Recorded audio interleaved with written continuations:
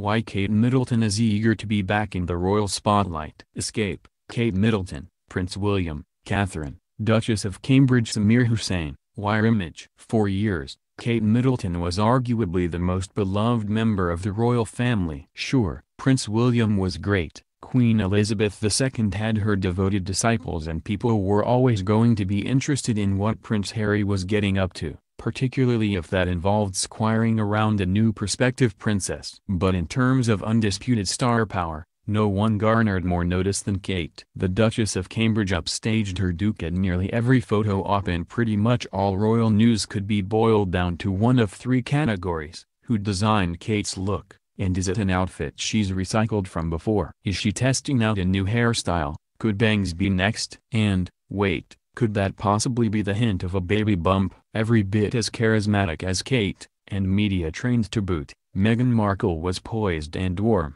had a slew of causes she was already passionate about, and was a shiny new character sending royal watchers aflutter. That her official coming-out party, her and Harry's breathlessly viewed May nuptials, coincided with Kate's 6-month maternity leave. Prince Louis only made Meghan's star shine brighter, and soon it became easy to forget that there was another princess bride with a perfectly bouncy blowout and a knack for pairing designer fashions with affordable wares.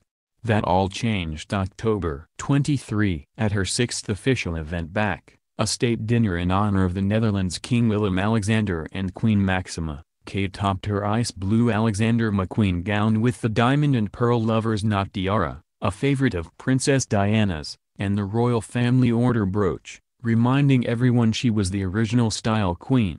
It's not so much that there's any sort of inherent competition between the two duchesses, with insiders swearing they're each happy to cede center stage at any one given time, but for all of her seemingly shy tendencies, the 36-year-old is deeply committed to moving the needle on pet causes such as mental health, underprivileged youth, and the importance of the arts, and she is fully aware that her influence is only set to grow as William inches close to the throne. A couple of years ago, you might have seen her being a little bit timid. Susan E. Kelly, owner and editor of the fashion cataloging site What Kate Wore, opined to Vanity Fair. Now, she seems like she's in a more take-charge position. I'm beginning to see the person who's going to be queen emerging. The first hints came October 2 when Kate returned to her roots, both figuratively and literally, helping a group of grade schoolers at Sayers Croft Trust Forest School and Wildlife Garden make leaf crowns, dig for minibeasts and water plants. In her element,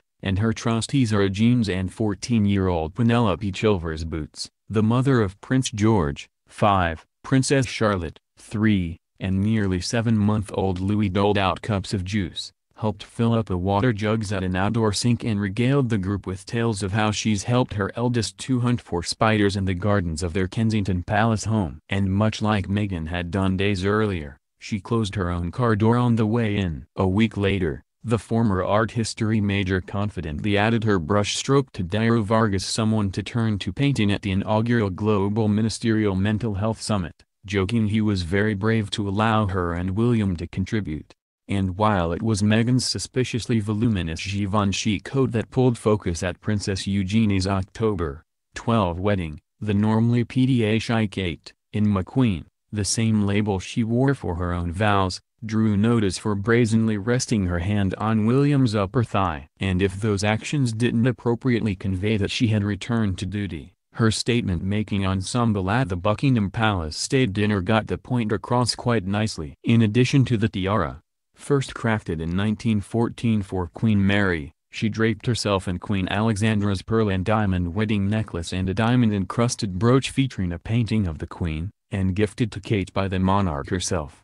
The greatest honor bestowed upon a female family member, the Royal Family Order, was presented to Kate last year. Catherine is enormously proud to have been given the brooch, a family friend told Vanity Fair. She waited a long time for it, and I think she was very keen to be photographed in it. It's a badge of honor as far as she is concerned, and she's absolutely thrilled. So you could say she put a bit of thought into the ensemble. After that long break, she has certainly come back with a bang, Caitlin Menza, co-host of the Royally Obsessed podcast, asserted. I think that's what she's trying to convey. I'm back, baby. Though, in the hearts of those who follow her, she never truly left. For all the news about pieces from Meghan's Commonwealth tour selling out left and right, according to Brand Finance's British Luxury 2018 survey, Kate is still the royal deemed most likely to convince U.S. shoppers to buy items by UK brands and the most liked UK icon, coming in 3rd place above Meghan, 37. Although Meghan has now joined the firm, and temporarily taken the spotlight away from Kate, I don't think she will ever eclipse her. Claudia Joseph, author of How to Dress Like a Princess, told Vanity Fair. There is a lot of affection for Kate both as a mother to 3 gorgeous children and a future queen. Of course she intends to make statements that extend beyond fashion. Having fully grown into her senior position in the firm after 7 years, 3 heirs and too many walkabouts and tête-à-tête with the queen to count, she's passed off her commoner finding her way amongst the blue bloods crown to Meghan, who's just starting her journey, and her family. With Harry, she found her role as a working member of the royal family through bringing up her own children and realizing what's important to her. ABC News royal commentator Omid Scobie told Vanity Fair, "One of the things that we'll see her really focusing on for the months ahead is working to help support disadvantaged children in the UK. Kate has this plan in place to really work with a number of organizations,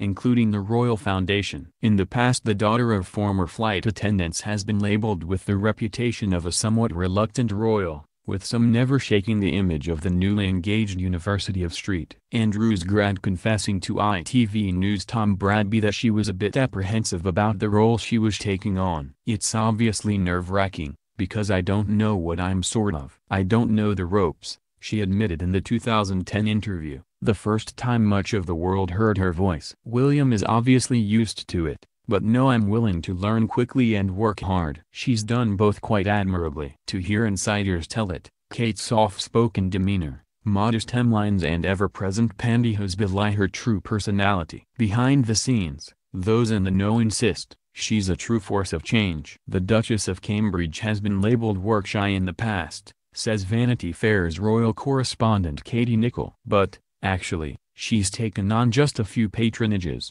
things where she's really made a difference. Early intervention with young children in primary schools, putting mental health on the map with Heads Together, was her idea. She's been very instrumental and incredibly effective. Lorraine Hagesi, CEO of the Royal Foundation, revealed to People it was Kate that suggested they team up to direct their focus towards eradicating the stigma that's long been attached to mental illnesses. "I have found her to be incredibly wise," she told the mag, noting that while she's not the type who pushes herself forward, she is very confident in her views. She often spots the nub of the issue or a critical thing that needs dealing with. Still, don't expect her to start strong-arming her fellow Duchess. While Berkshire, England-bred Kate admittedly doesn't have a ton in her common with her new sister-in-law, a former actress and avowed California girl, any supposed rivalry is the hopeful invention of eager tabloid editors. People who are often saying, "Well, is she jealous of Meghan?" She's really not, asserts Nicholl. Kate is happier in her life now than she ever has been. She has everything she wants. She has William, she has 3 beautiful children. She is where she always wanted to be. Yes, it's true that Kate is saddled with certain expectation Meghan is exempt from. A presumptive queen consort who has the somewhat Herculean task of raising another future king, she's expected to toe the line in her sensible L.K.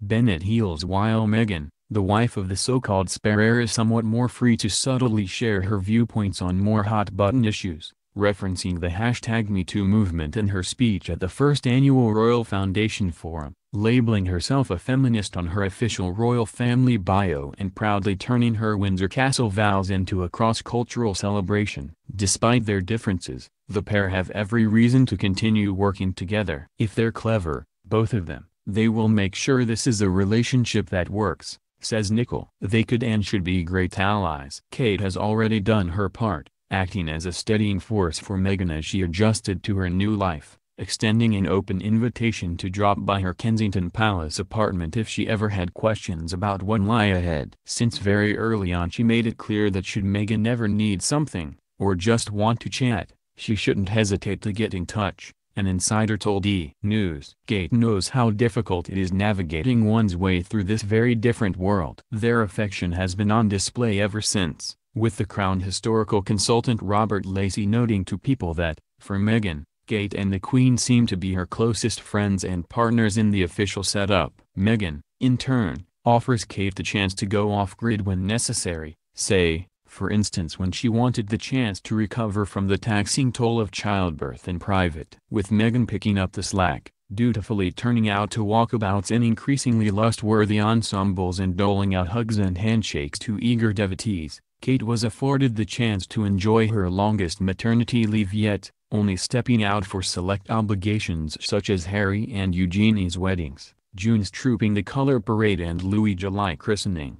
The fact that there is a new glamorous sister-in-law in tow is not going to worry her one bit, underlines Nicole. I think Meghan came at the right time for her because it was at a time when Kate wanted to step out of the spotlight. But now that she's back and she has a few things she'd like to say and some tiaras she intends to wear, well, she's ready to reclaim her throne. Respectfully, of course.